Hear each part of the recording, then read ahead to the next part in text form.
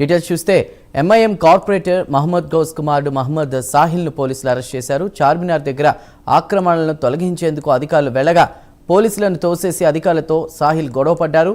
ఇక దీంతో సాహిల్ను పోలీసులు అదుపులోకి తీసుకున్నారు.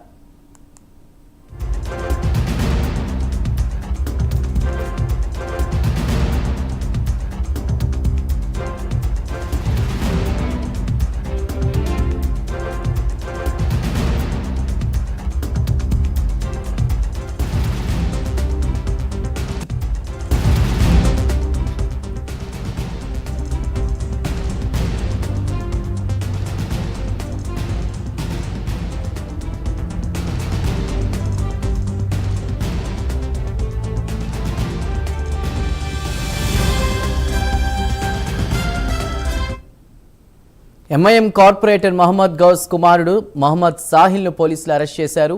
చార్మినార్ దగ్గర ఆక్రమణలను తొలగించేందుకు అధికారులు వెళ్లగా పోలీసులను తోసేసి అధికారులతో సాహిల్ గొడవపడ్డాడు. దీంతో సాహిల్ను పోలీసులు అదుపులోకి తీసుకున్నారు.